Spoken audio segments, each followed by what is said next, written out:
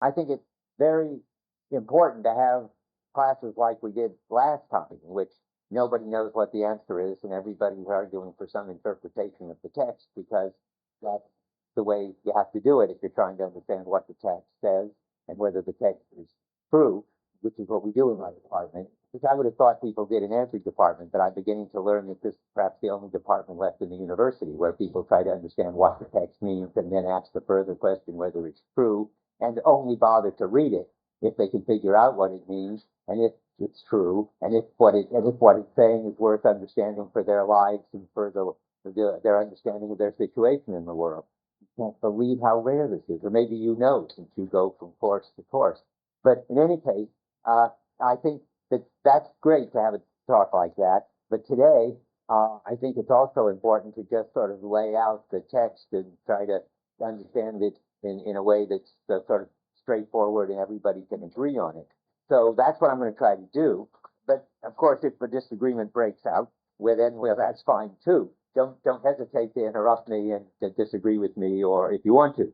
So I'm going back a little bit to the language essay, because to get a sort of running start in the on the way to language essay.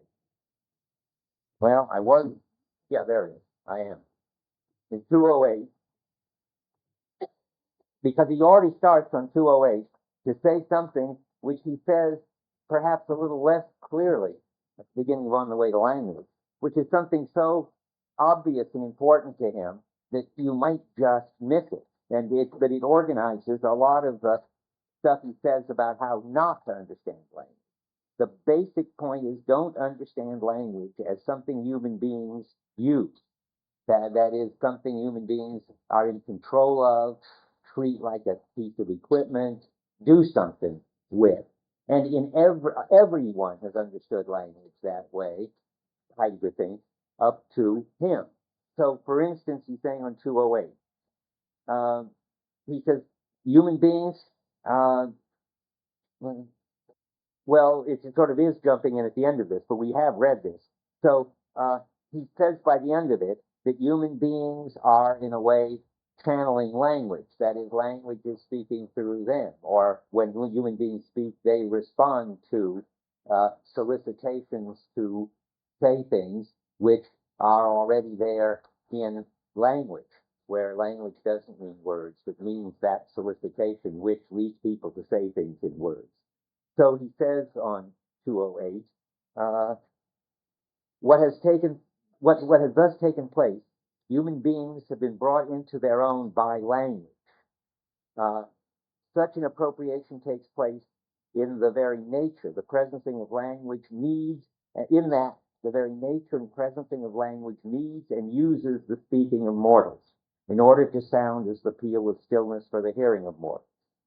And that is, so human beings aren't using language, language is using human beings. That's the basic slogan. And they only become human beings insofar as they are responding to and used by language. Only as men belong within the peal of stillness. That means language isn't using words. Language is soliciting people to use words. So only as men belong within the peal of stillness are mortals able to speak in their own way in sounds. That's pretty clear there.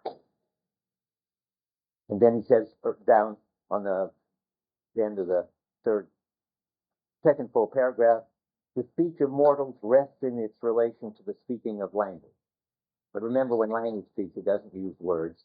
It calls people to respond. It solicits, it bids, but not in words, and then people respond with words.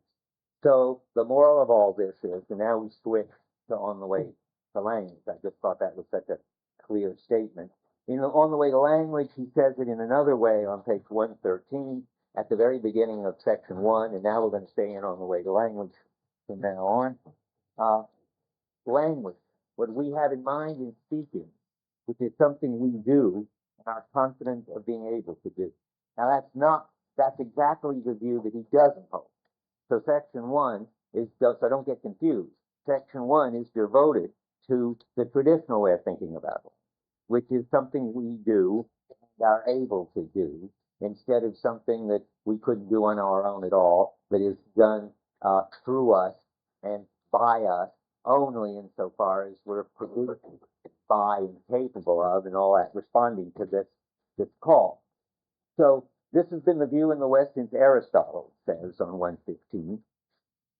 The first paragraph. Aristotle's text, when he writes about language, the Heidegger puts in there, has the detached and sober diction that exhibits the classical architectonic structure in which language as speaking remains secure. The letters show the sounds show the passion in the soul, and the passion in the soul show the matters that arouse them. So that is, then, language is used by human beings to take something internal, as he talks about that in the other essay too, and make it external.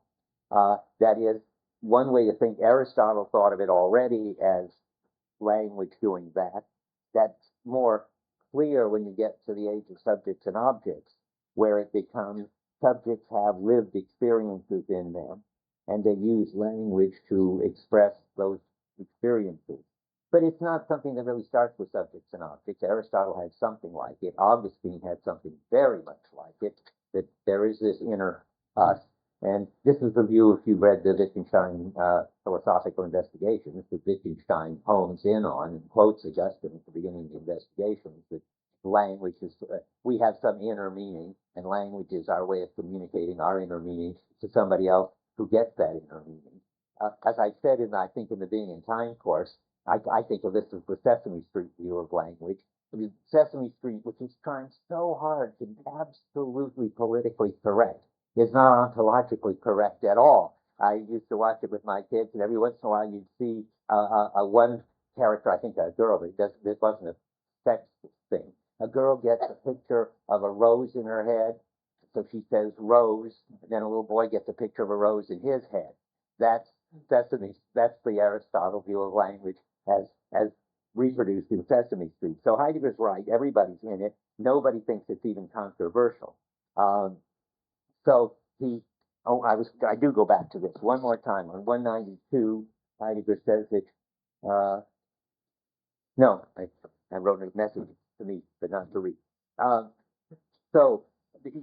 Humboldt makes a move that gets sort of beyond Aristotle and Augustine and Descartes, because Humboldt at least thinks that language is for expressing whole world views of a culture, not for expressing the inner in individuals, signaling it over to the inner in other individuals. But Humboldt's mistake is thinking of all this in terms of world views, because he's still part of the subject-object, age of the world picture, ontology. So you get him, but Heidegger likes Humboldt because he's on the right track anyway, with his notion that language has to do with worlds. And he'll come back to Humboldt at the very end of the essay and show us, we'll see when we get there. Humboldt even has the idea that it's that language that enables us to disclose new worlds. But it's always in terms of world views when Humboldt talks about it. So on 118, you get at the bottom of the page, while language is not, of course, the only form of worldview developed by human subjectivity, that's the clue. It is that form in which we must ascribe a special authority in the history of man's development, to which we must ascribe a special authority in the history of man's development by virtue of its formative power at each given time. Now, what that really seems to be saying, I think, is that Humboldt is a pure world picturing person, in that he thinks that we sort of project whole world views. That's really like, remember, the story about what scientists do in projecting whole world, a ground plan. And this is a whole culture of ground plan. And what's wrong with this view, among others, but basically for Heidegger, you got to get this feeling, we're not outside language, sort of controlling it and projecting it, so that as if we could project this worldview, or if we didn't like it, we could project some other worldview. We're always totally inside it, and we can never get clear about it. This is all the usual thing, because whatever language is doing, it's so ontological, like the clearing, it withdraws, and we operate inside, and we never can see it in the round, as the translation puts it later. So this idea that we project these whole we, either individuals or even cultures, which is how Humboldt got beyond individuals. He's a romantic. He's more like he's a Hegelian. But it was the idea that even whole cultures project worldviews is not getting it right. It's too, you could say, I think safely, Nietzschean, Sartrean, and Rorty. Those three all think that somehow we have the power to, in Nietzsche terms, Heidegger thinks anyway, his reading of Nietzsche, pick a whole new table of values. Talk like Nietzsche, read by Heidegger. That means project a whole different world. And Sartre certainly thinks we have the power to project a different world. In those, they're both individuals. I think even Rorty, I guess, none of them go back thinking what the culture can do. But Rorty also says, if you don't like the worldview your language is giving you, and you're getting into all kinds of problems, well, project a new worldview. That's what pragmatists do. They don't sit around worrying about the problems as if they were metaphysical problems. They're only sort of glitches that show up in that particular way of interpreting things. So that's the view Heidegger doesn't like. He also does, that's the big view. That's the nearest to the view that he does like. That's why he begins with Humboldt. A view that he likes even less. Though when I say likes and dislikes, I mean he thinks it's correct, but he thinks it isn't getting at anything deep about language. Certainly not at the deepest way language works. One of the views that he thinks is correct but not true, superficial, obvious, and too traditional, and too pragmatic, is his own view in Being and Time. He's hitting Being and Time here in the middle of 120. And at least Being and Time is beyond the Sesame Street view. It isn't as if what's in my head gets transmitted to what's in your head, Being and Time says.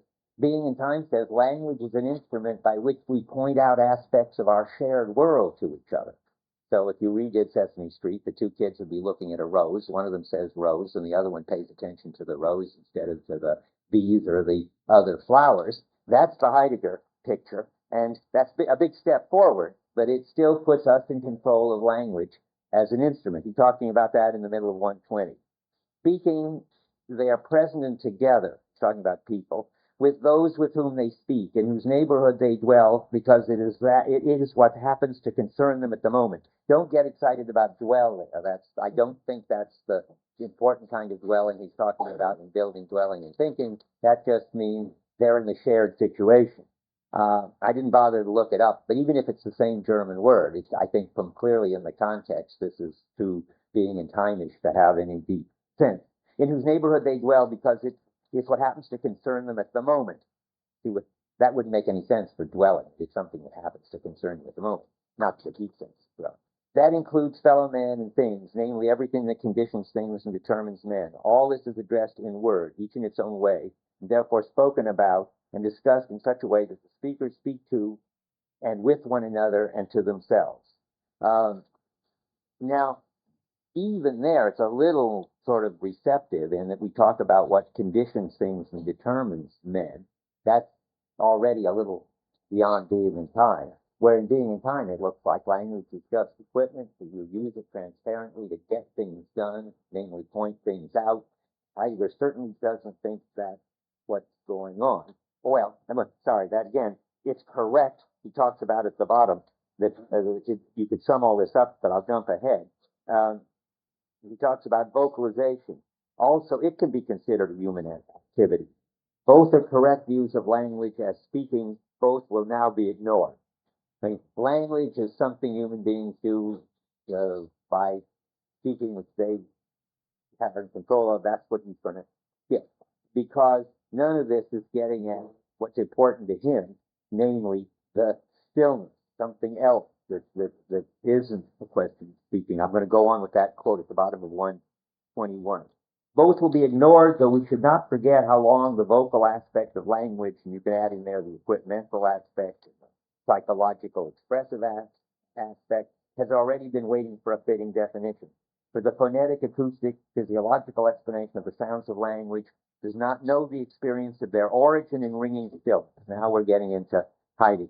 That is, the ringing stillness is going to be what it is that makes it possible for people to speak, or calls people to speak, and knows even less how sound is given voice and is defined by that stillness. So now, what is all that? Well, what 208 sounds like something from here all of a sudden. So what they do, one way to put this is that people do use language to do these things. That's why it's correct.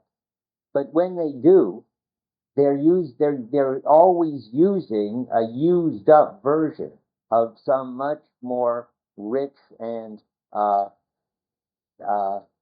don't want to say productive, but I'm trying to find a richer view of language that is bringing out something that's appropriate about what it's talking about in the situation that it's dealing with it. All that is now, that's what they miss.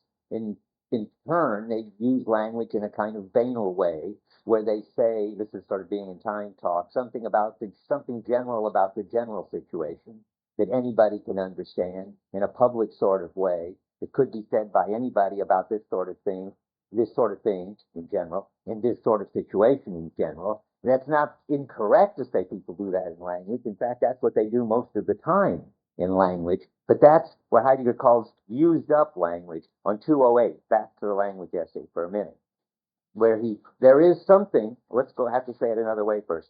There is something that poetry does, which we don't know yet, and which even something he calls pure prose does, but we haven't found out what that is. But we know that the middle now, 208, everyday language is a forgotten and used up poem from which there hardly resounds a call any longer. The opposite of what is purely spoken, the opposite of the poem, is prose. But pure prose is never prosaic. It is poetic, and hence as rare as poetry. So poetry and pure prose do something different than just use everyday public language to say things that are understandable by everybody in everyday public language. He's now, at this point, you could say, sort of forging beyond Wittgenstein, because if you look at Being in Time again, which some of you know, I mean, Wittgenstein hit Division 1 of Being in Time, where he was interested in public language, that one speaks and that one understands. But when you get to Division 2 of Being in Time, already, even in Being in Time, he says that there's a kind of language, he doesn't call it poetry or pure prose yet, but which is able to do something special, that is to do something in the unique situation. And he does say that poets, among others, can do that, but he doesn't understand yet in Being in Time what it is.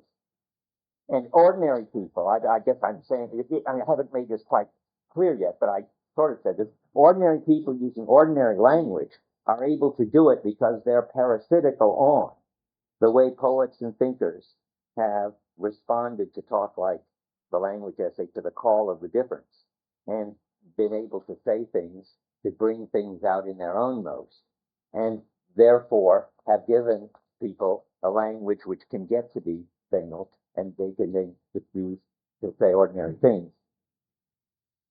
So what poets do, remember, is find the right words to respond to things singing and help them singing. Or what thinkers do is name what is worthy and thereby name a new style into being. Both of them are using language purely. I take it man speaks purely when he responds to the call of language, instead of just saying what one says in a public language that's already there. And even, I'm just trying to relate this to other things you know, so that you can see what he's not saying, so you can understand more what he is saying. And not only is this not Wittgenstein, this is not against, if people still talk about something called ordinary language philosophy, which they used to, this is not ordinary language philosophy. This is saying ordinary language is correct but not true. There's nothing wrong with studying speech act theory, for instance, way people express themselves, the way they point things out, even the way they make performatives and declare new things into existence, like declaring people married or declaring meetings adjourned. All that is terrific that Searle and Austin talk about, but it's not what Heidegger wants to talk about. What he wants to talk about is something that that underlies that, makes that possible. What it is sort of interest. Twice he says something mysterious about it. At the very first page of On the Way to Language, I've got the German, so I've got the footnotes that Heidegger wrote in the margin, and sometimes they're quite interesting.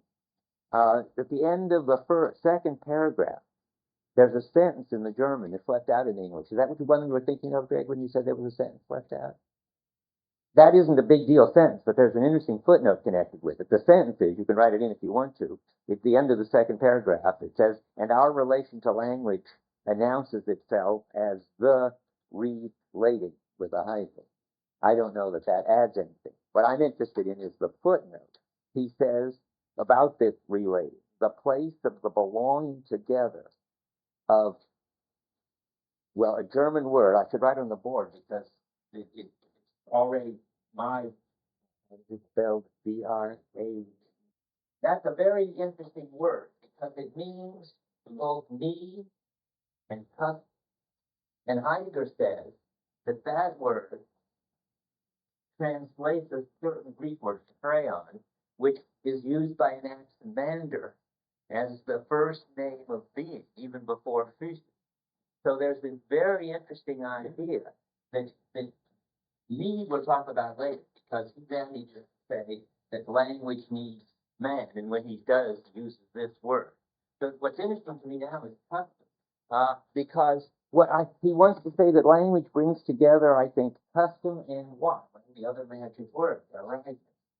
Now, what is it to bring them together? I'm not sure, but I wouldn't even talk about this if it didn't come back again later in the essay. And when it came back again, I thought, well, gee, maybe I better worry about this.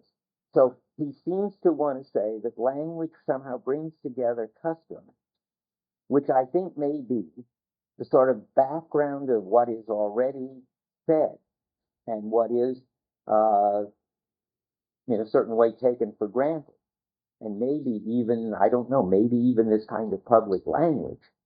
And Erignus, which we know, is bringing things out in their own most, in their uniqueness, in their unique situation. Maybe this is what you have to have both of these in order for language to work. I'm not sure. I just think it's interesting. I mean, I give it to you because it's intriguing that it's the first page. You should write that at the bottom, and I'll show you later. Come back to it again. Okay, the sentence he writes is, which the one written in or the footnote? Okay, I'm all on page 111, right at the end of the second paragraph of The Way to Language. The sentence that isn't in there, which is in the German, is, and our relation to language announces itself as the, underlined, relating, and with a hyphen. I'm translating that from the film, I think, with a V-E and a hyphen. But, well, where's the translated? Frau is a right name. Verhältnis with a hyphen is the relation. And so, okay, that's the sentence. And then he says in the footnote, the place of the belonging together of Brauch, custom, and Erignus, appropriation, which is translated in owning, as I told you, and you have to get used to in the book we're going to read next. Okay. So now, onward. I mean, I just plant that because it's intriguing, but let's go back to saying things that are obvious, what I promised to do, and I've been doing so far, I think. Okay, back to what's obvious. Heidegger wants to find what unifies and makes possible all the various functions of language. The two, mostly, I think, the big deal functions of language, namely that it is able to name new styles into being when thinkers use it, and that it is able to help things think and respond to things thinking and bring them out in their own most when people speak, when poets speak, and when people speak pure prose. And we want to find that what's behind all that. On 120, he says, yet it is one thing to coordinate the various things that are manifest in the linguistic nature, and another to focus our eyes upon that which of itself unifies those things, and which imparts its proper unity to the essence of language. And then on the next page, in the second paragraph, there is a long history to the inability to here come to light, of the vision of thinking to see directly the unifying unity of the being of language. That's why this unity remains without a name. He's going to be the first to name it.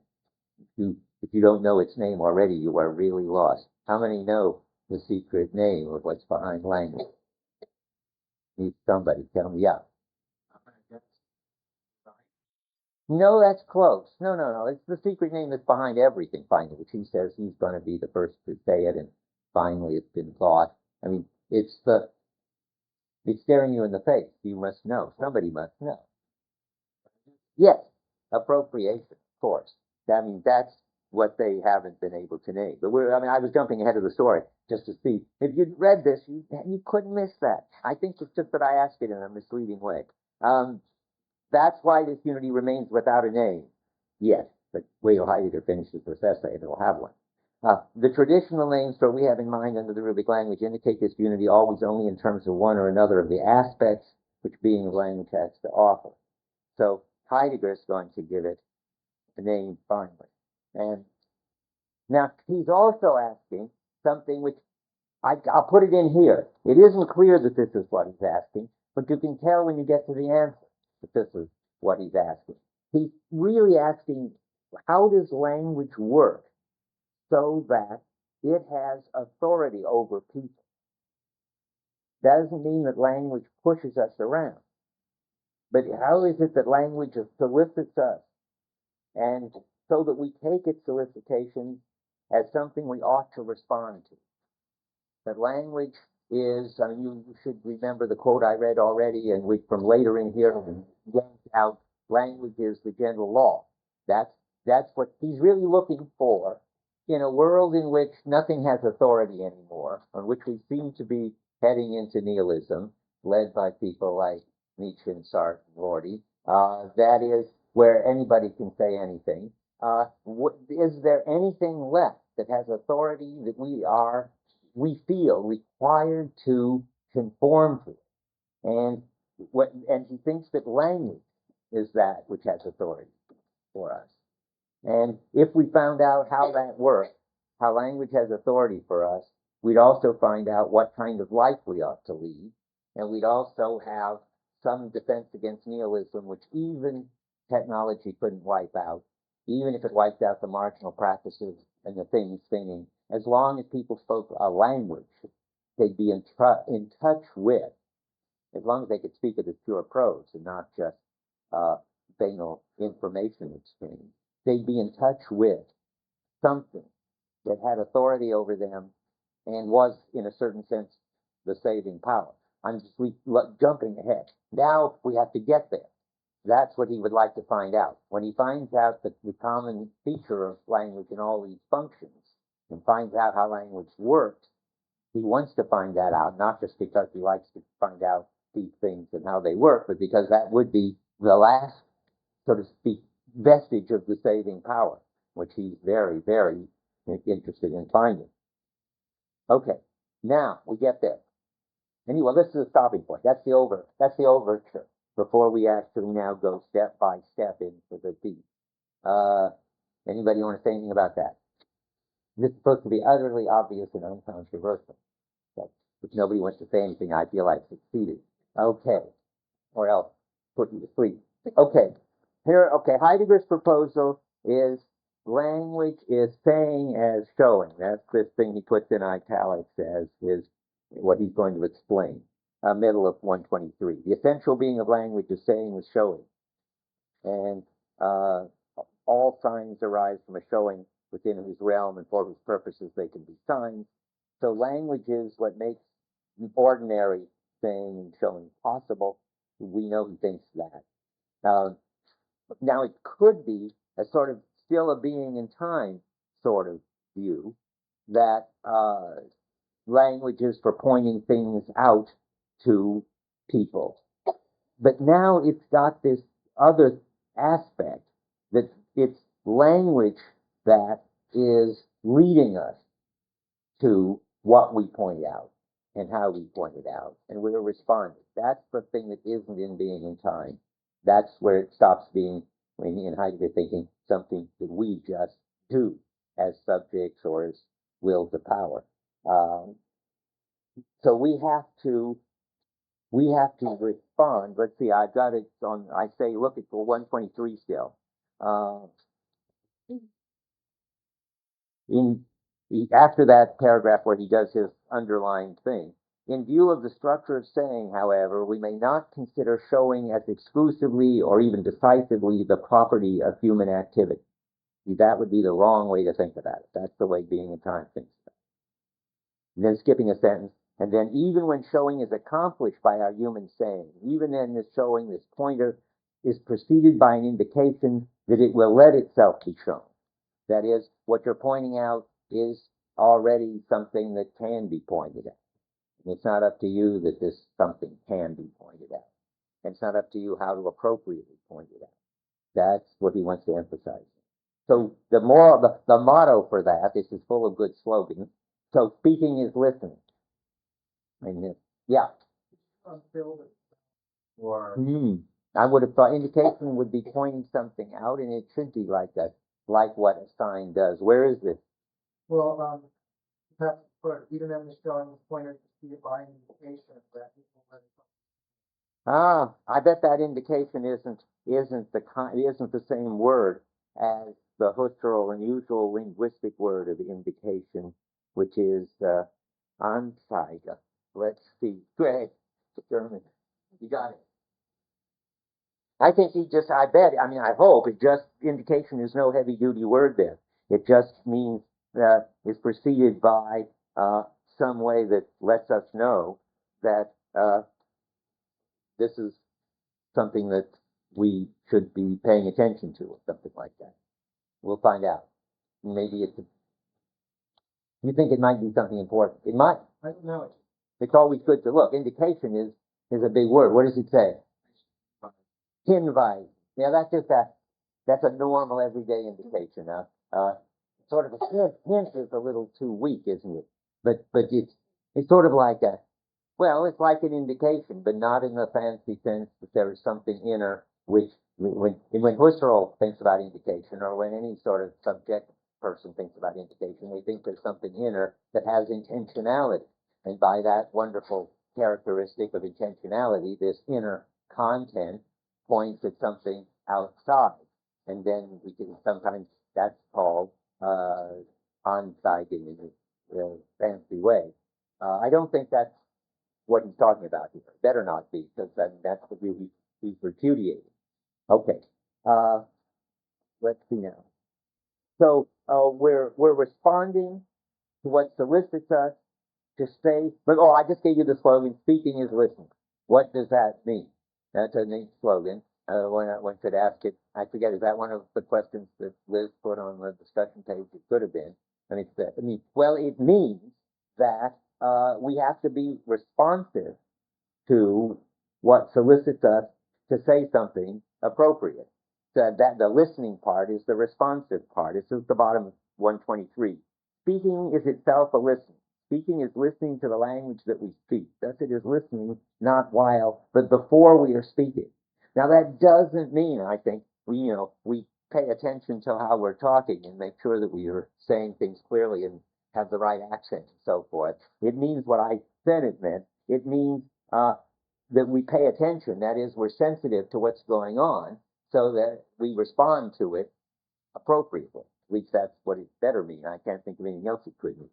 And he goes on about that on the next page, about 15 lines down. What it says, language says, when language speaks. I'm got to be careful here. Yet language speaks, he says in the first full paragraph. Language, first of all, and inherently obeys the essential nature of speaking. It says, language speaks by saying. This is by showing. See, on the level, when language speaks, it shows us what then when we speak, we respond to.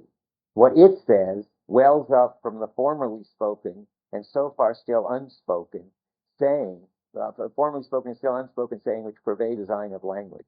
Now, with this in mind, I think maybe that's what's going on there. The formerly spoken is the customary background, maybe, and the still unspoken is what you can bring out further into its own on that background and say something new that's appropriate. And all of that, so it wells up, something sort of calls you to say something out of what's already been said, and out of what is sort of trying to show itself with your help that hasn't yet been said, and you respond to that by listening. That is, not really listening, because there's no real talking going on, but you're receptive to that, and then you say something. It's so simple, but Heidegger's trying to get at something so obvious and so simple that it's just been missed all along, and it's obvious and simple but deeper than what has been paid attention to. I'm going to read a little bit more at the end of the paragraph. In our speaking, as a listening to language, we say again the saying we have heard. And I hope you're getting used to reading that. You haven't really heard anything. I mean, no, the language hasn't said any words to you. It means you respond to what you're called or bid or solicited or drawn to say by the way things are showing up. So we say again the saying we have heard. We let its soundless voice, I mean, you can't miss it. I mean, the language isn't using words. We're using words. We let its soundless voice come to us and then demand, reach out and call for the sound that is already kept in store for us. That is, you could say, we find the appropriate word. There's this saying in French, le mot juste.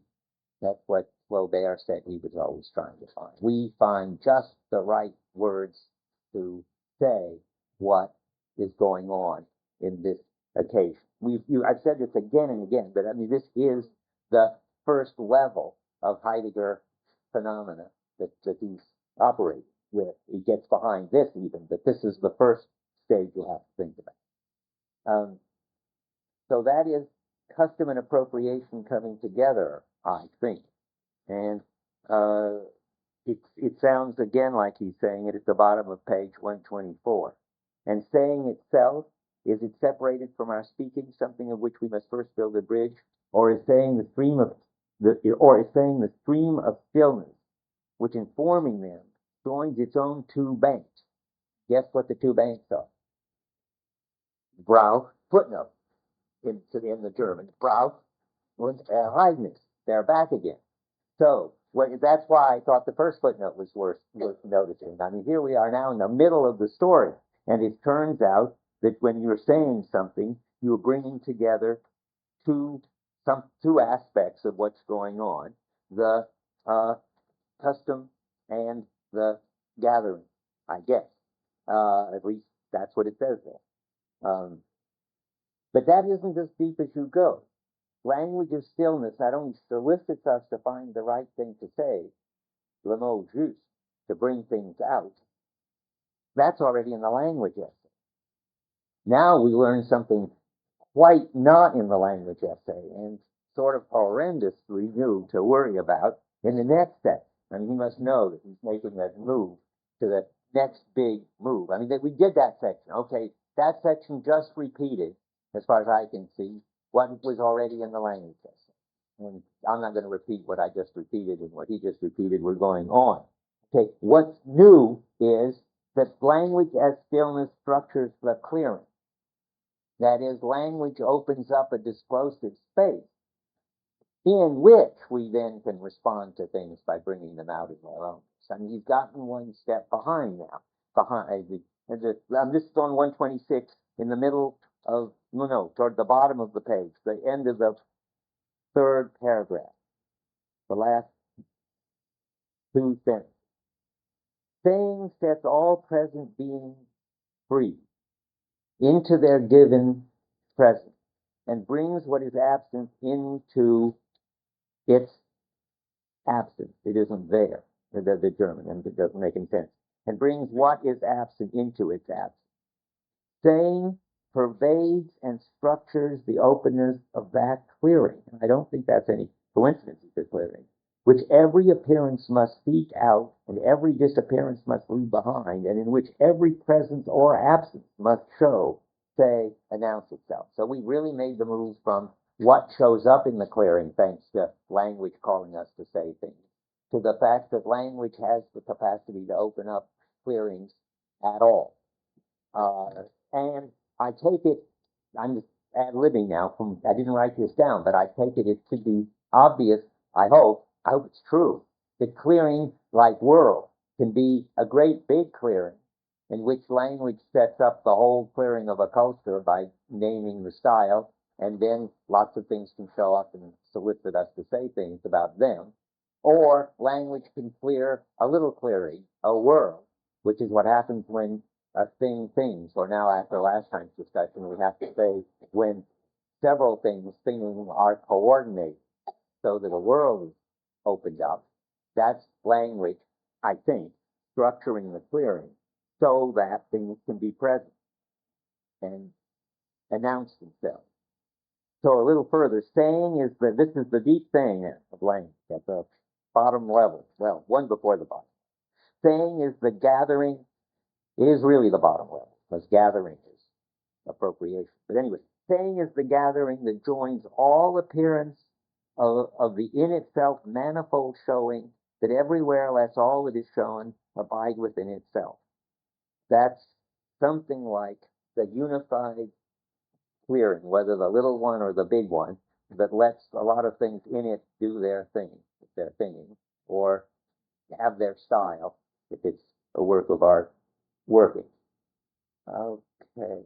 It's getting harder. Yes, stop. Ask you, Please. if you wouldn't mind repeating. You mentioned in the paragraph before that you said we make a big move now to what? Yes. To the clearing. I got it. Yeah, it's worth repeating. It's very important. We're going on. This would be a misleading way to say it, but who knows? It might ring some bell in somebody's world. I can't say in somebody's mind. So that is, you could say we're going from beings to being in the old talk. We're going from the things in the clearing to the clearing.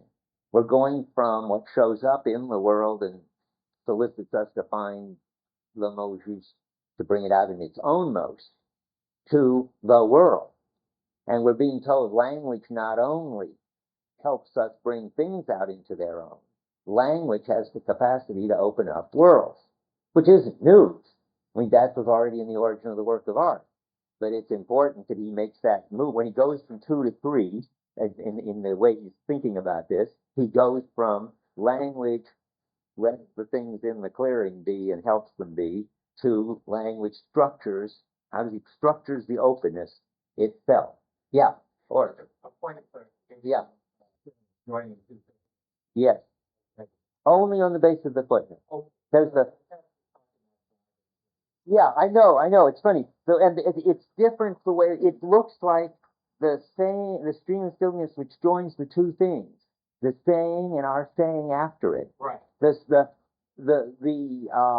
footnote is really not after the banks, but the saying and the saying after it. Then comes the footnote, and the footnote says Brauch and Erasmus.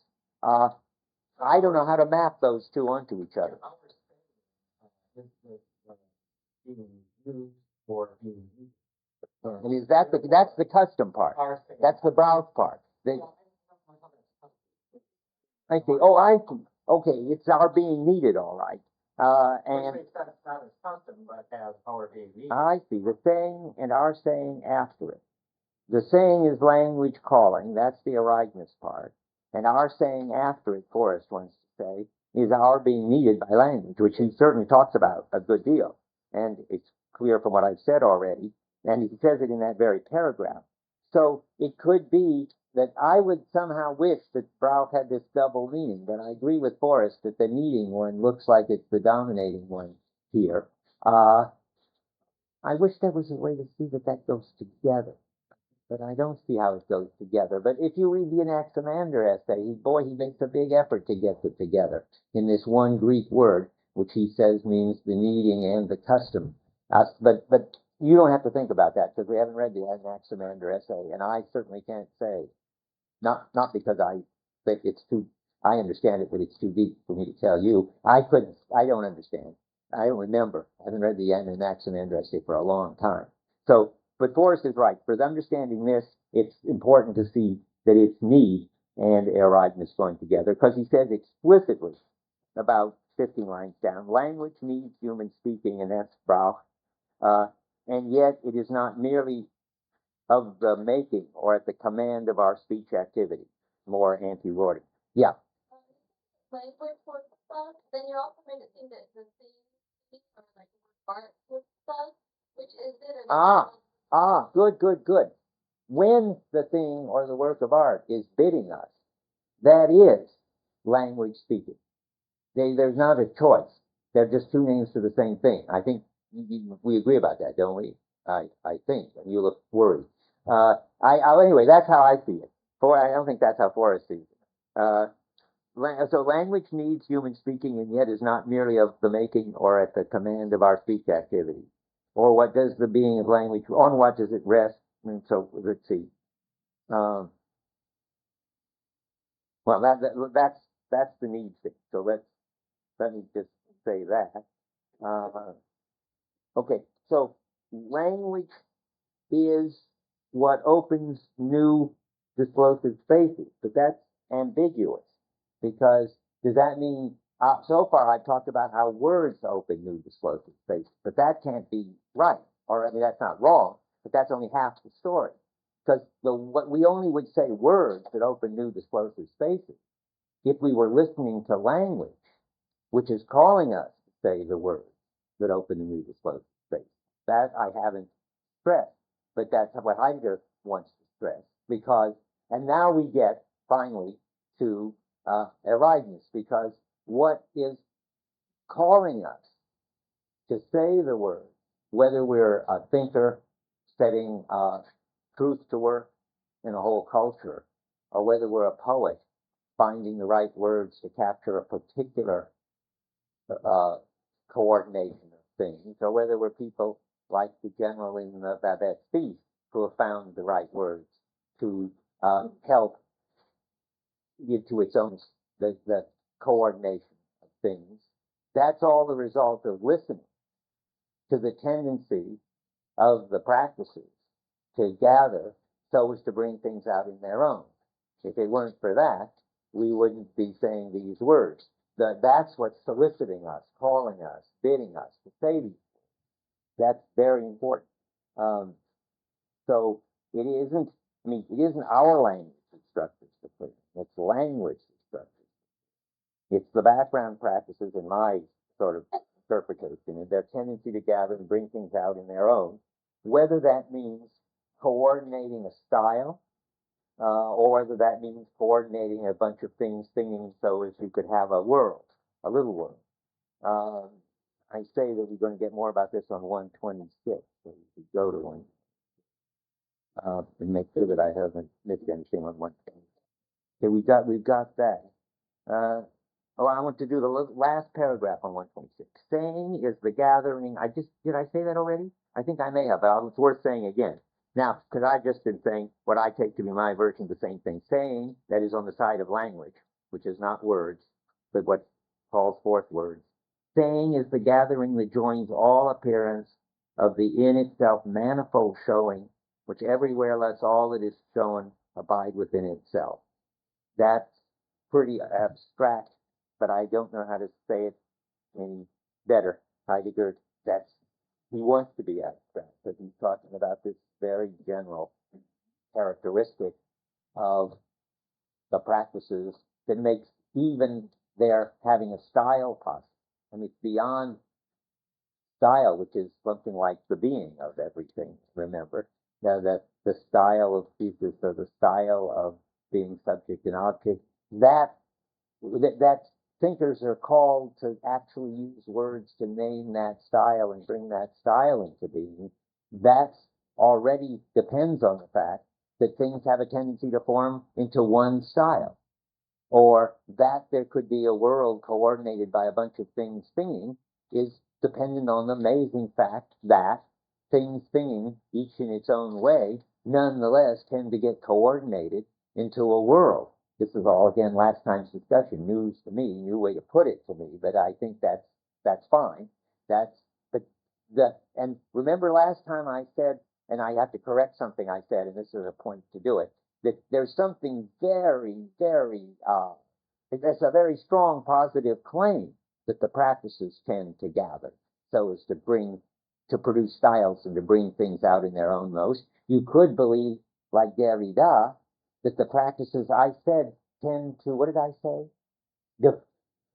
Disperse instead of disseminate. I mean, what the official Derrida word is disseminated, and I just don't want you to not know what the word. That's what I call disperse. But whatever it is, it's the opposite of gather. For Heidegger, it's an amazing fact about practices. It's ultimately going to save us from nihilism, that they gather to form styles and bring things out in their own modes. If they don't do that, if they disseminate, we have it. It's the worst news, the most bad news you could possibly have would be that Derrida is right and the practices are all disseminated, according to Heidegger. If you want to know what I never talked about it, that's because we didn't read it in this course. That's why I talked about it. Never. Oh, well, I just say, at the end of the age, as a letter on humanism, he talks about what would be sort of the absolutely most evil view. And I think this is what he would have in mind. That the absolute evil view would deny appropriation and deny gathering and happily go around showing that it didn't happen. But Heidegger's off doing his other thing. Now, we're just up at the point where not only does Heidegger think that this is amazing, that something called gathering structures the clearing, as he says on 126, but he thinks it's never been noticed, of course, by anybody in 2,000 years, as he thinks, and rightly, when Heidegger says these things, he's not bluffing. They haven't.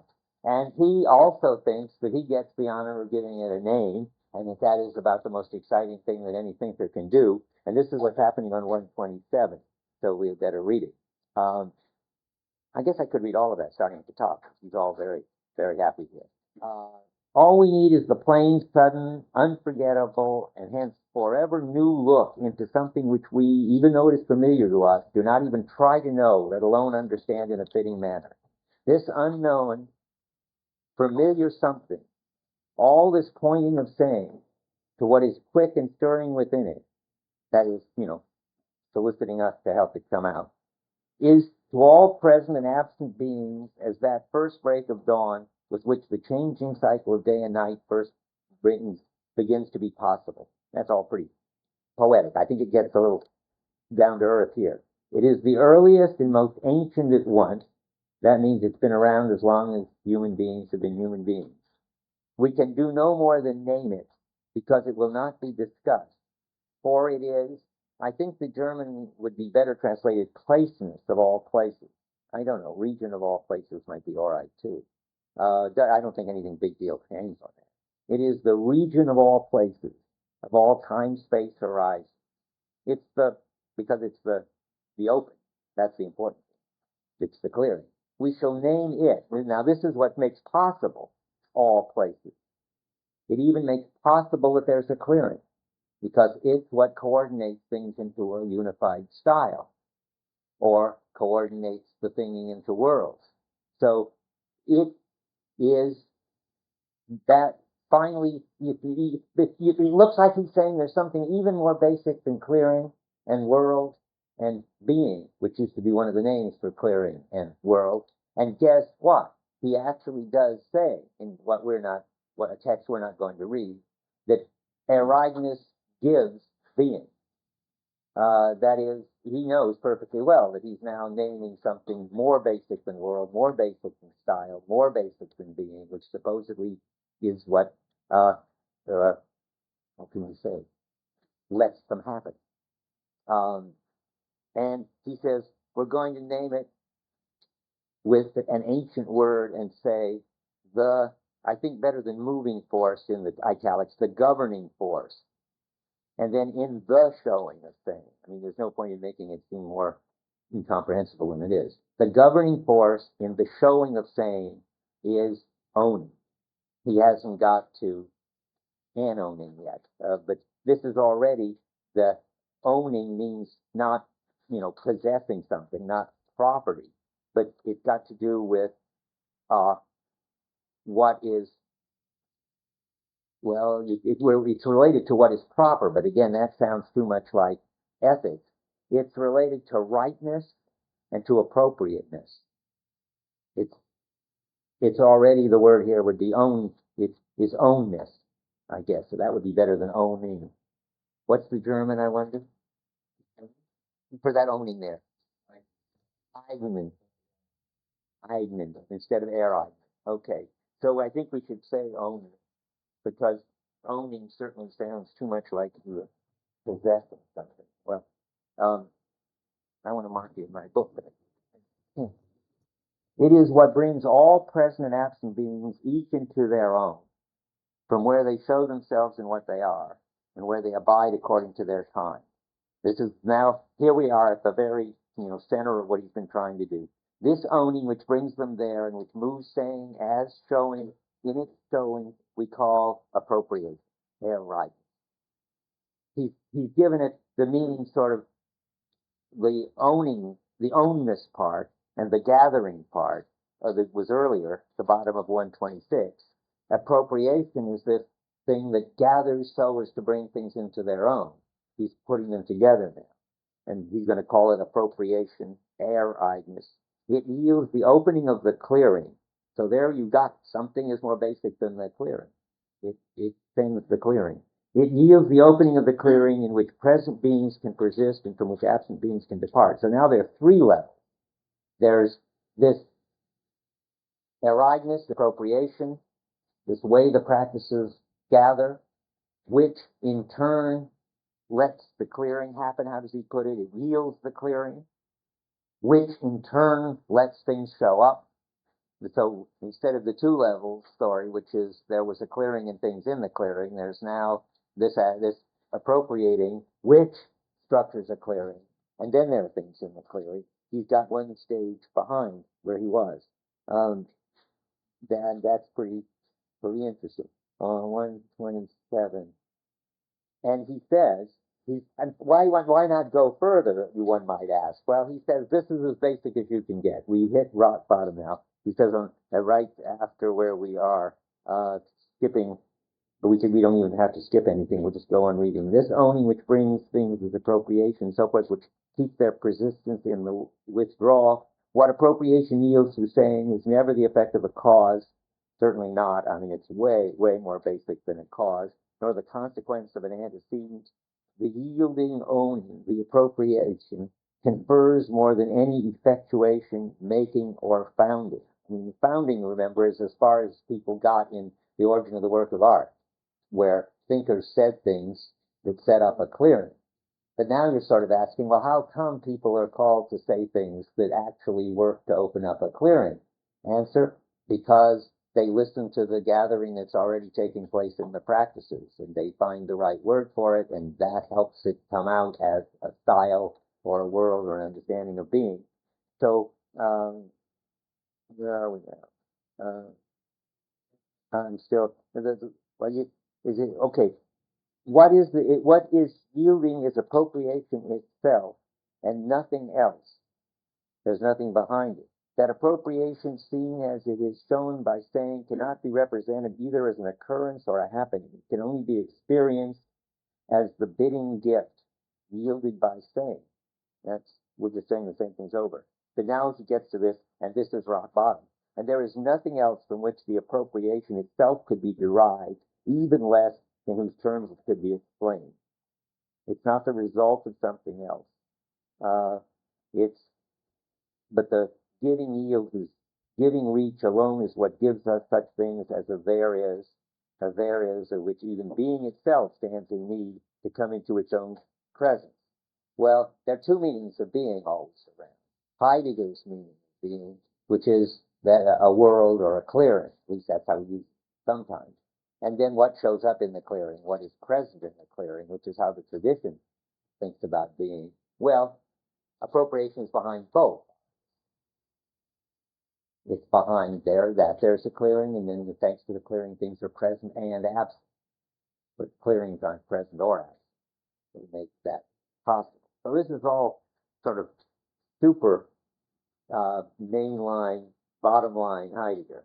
And it's so simple, and it's so near, and it's everywhere, because it's what is just basically going on. I keep wanting to say in the practices. If that helps you, it helps me. Then you can say it. If you just want to talk like Heidegger and say it's just basically what's going on and not fill it in, that's okay too. But it's certainly basically what's going on. On 128 at the top, he says, appropriation assembles the design of saying and unfolds it into the structure of manifold showing. It is itself the most inconspicuous of inconspicuous phenomena. It seems to be a phenomenon. The simplest of simplicity, the nearest of the near and the farthest of the far, in which we mortals spend our lives. Well, if you can think of any better candidate than the fact that practices tend to gather, you can, you're welcome to do it. I'm open to it. But this is whatever it is, and let's talk more about it now. We come to the point where I said he wanted to get. It's the ultimate authority. The ultimate authority is that these practices tend to gather, and they tend to gather us into helping them gather, or call us into helping them gather. And they have authority over us to get in tune with the style and bring it out as preservers, to get in tune with the thinging and bring it out by saying the words like the general did. They call us to do that. And we feel we ought to do that. And we're at our best when we're doing that. That's going to be his answer to nihilism. There is that authority in the world, that gathering authority. And it has authority. And we feel called upon to obey it. And we feel that we're at our best when we are obeying it. All of this is in that famous gentle law quote on 128. Appropriation grants to mortals their abode within their nature, so that they may be capable of being those who speak. If we understand the law as the gathering that lays down that which lets, and the causes would be very bad at this point, he just said it wasn't, that lets all beings to be present in their own, in what is appropriate for them, then appropriation is the plainest and most gentle of laws. And skipping us a little, appropriation, though, is not a law in the sense of a norm that hangs over our heads somewhere. It is not an ordinance with orders and regulates the course of events.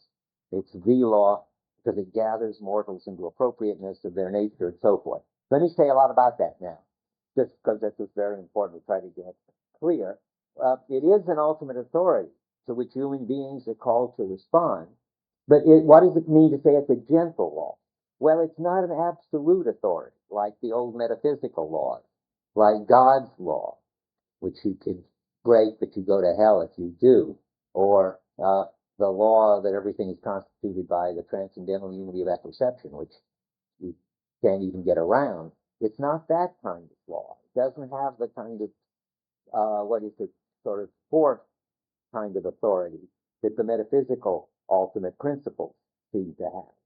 Well, I've tried to think, and I finally got Charles Spinoza to tell me what examples of how this gentle law gets bent around, because we need some sense of what it is that keeps appropriation from, so to speak, working all the time.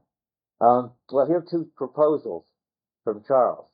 Appropriation guides human beings insofar as they're human beings, that human beings have bodies and certain animal tendencies. And those don't always work to bring things out into their own. As his example, he says, to protect yourself, you may grab a baseball bat or even throw a telephone at somebody, which hardly brings them out into their own. But that's, and the gentle law doesn't say you can't throw the telephone at somebody. You've got to use it to telephone. And you've got to bring baseball bats out in their own and their baseball with them. And that's one sense in which it's a gentle law. And another way is habits override appropriation. You continue to meet regularly with a group of people, though they're no longer interesting, really. They're not bringing you out into your own most, and you're not bringing them out into your own most, or as friends or colleagues or anything like that. And yet you go on meeting with them. That's because you're just breaking the general law. You can It doesn't force you to drop people or groups just because you're not being brought out into your own and they're not being brought out into their own. And now, okay, that might be a good point to stop because for a minute to hear anybody wants to say anything about it, because it would be lovely to have more examples of this or better examples or find out that these aren't even the right examples. Yeah, Darian. It's fascinating. You haven't read the essay? You are so in tune with it, and you haven't read it, I think. No. Okay, because Gestell is coming up in 2 pages as an example of appropriation that's been distorted, and but as a gentle law, Gestell is appropriation pushed around and bent out of shape. Just what you're suspecting. Yeah, he's going to get to that. We'll get there in a second, but maybe we won't get there today, but we're close. But so is time running out. Okay, now, then comes a thesis, which I do not know how to justify. Maybe Forrest does, maybe one of you does, could write a paper on. The question is, why is language the most appropriate form of appropriation?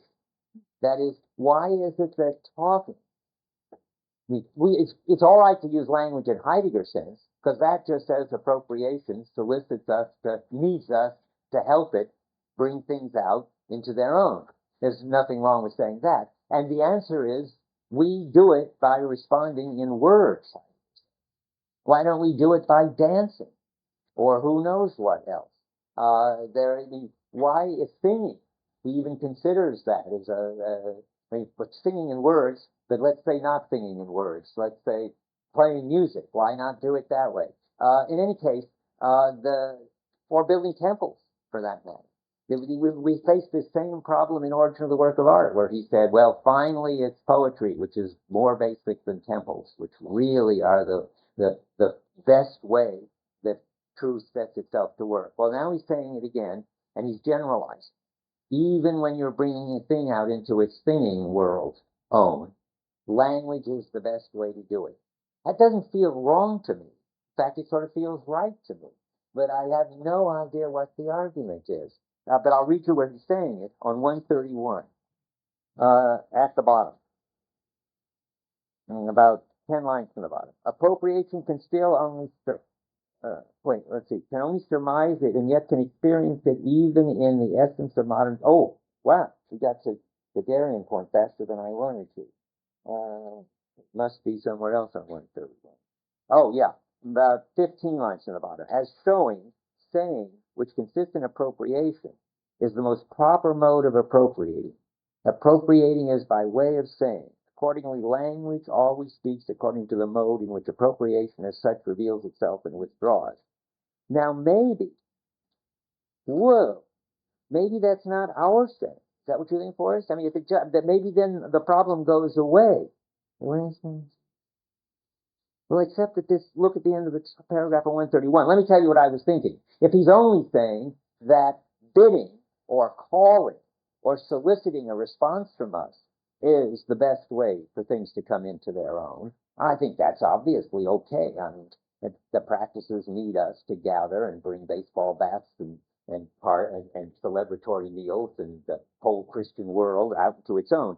And I thought that's what was going on, because he's saying at the bottom of the first paragraph, saying keeps the way open along which speaking as listening catches from saying what is to be said and raises what it is thus caught and received into the sounding word. See, we're in the word business. The way making of saying in the spoken language is the delivering bond that binds by appropriating.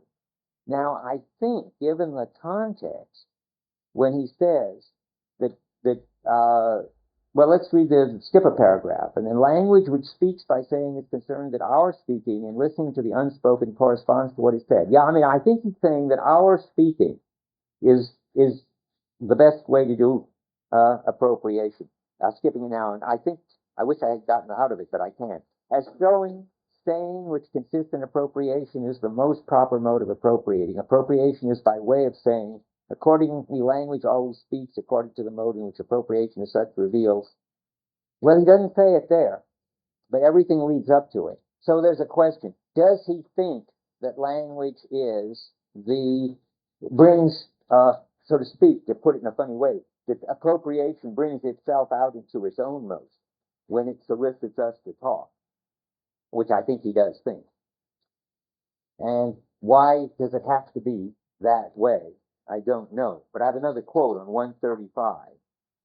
But again, it depends on whether saying is words or not. But I think it is speaking here. I'm going to read this whole paragraph at the top of 135. Saying, which resides in appropriation, is qua showing the most appropriate mode of appropriating. Well, you see why that has to be talking. In a way, it's like what we talked about at the end of the general program is the best way in the sense that it's kind of sort of an ultimate way. Yes, but I don't know why. I mean, what if the general had, being a ballet dancer, had done a marvelous Venus array? Would that do? I mean, you could say, well, that's a kind of language too, and that could bring out their relationship. But you could say that Heidegger really thinks there's something special about words, poetry, and pure prose.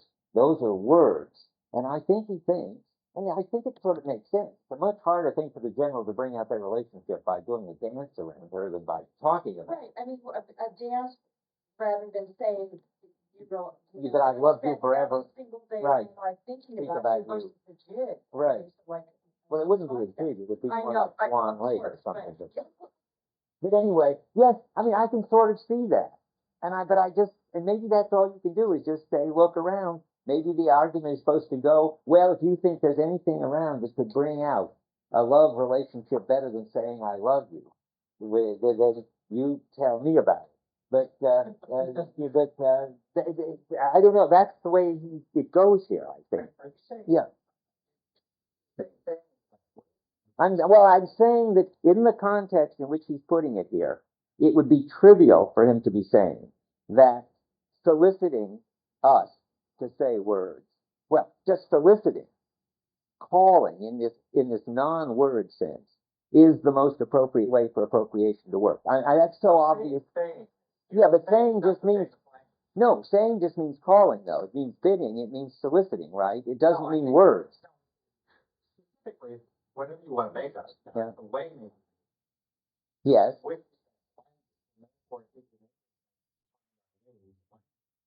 Yes.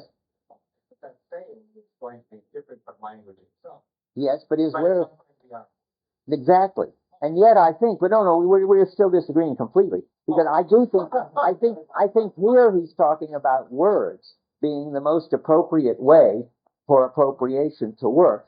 Though he never says it, I tell you, but the context is about talking, about the sounding word on 131.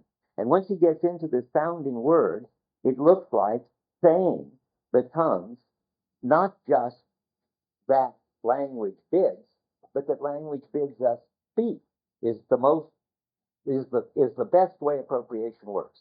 If that's true, if it's built into the saying of language, that it's calling us to respond by speaking, and that's the way appropriation works best, then you have the question, and why is that the case?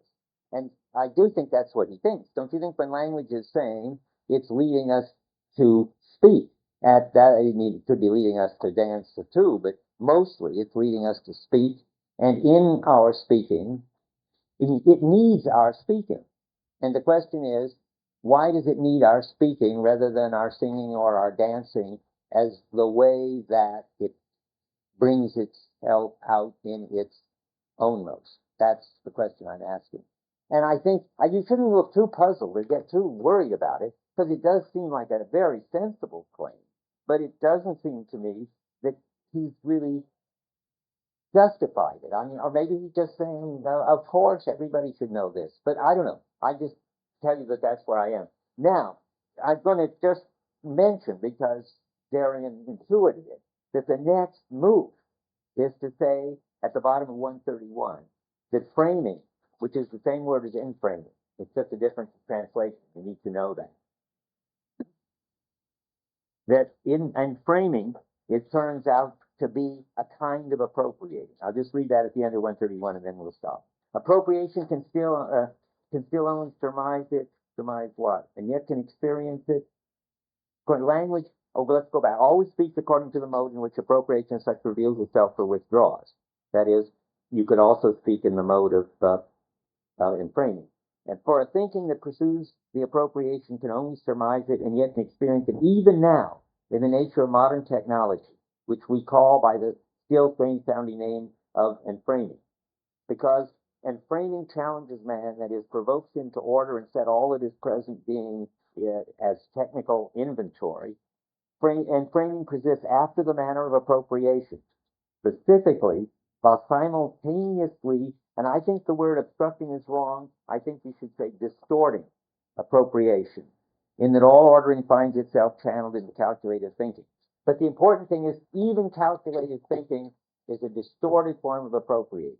It's the way our practices work, you could say, to bring everything out as resources. Now, bringing everything out as resources is a very bad way of trying to bring them out in their own most, and that's the sense in which appropriation is being messed up by enframing. But nonetheless, enframing is a kind of appropriation. Every way that the clearing opens is a kind of appropriation. That's the thesis, you see. And he's being consistent with his thesis. If every clearing is made by appropriation, then this one has to be, this very technological one. Yeah. Can resources gather? That is an absolutely right question. I think it's so complicated. I thought about it, but I can't say it at the end. In a perfect question for next time. I promise to begin with an answer to that, and that's the right question because it looks like. Well, I'll say one more thing. It looks like there's a kind of trick going on. That Heidegger wants to say dispersion is a very messed up kind of gathering. And I think maybe that is what he's trying to say. But it's because, after all, this is not good gathering. But why is it gathering at all? I'll take that as a challenge and see if I can answer it.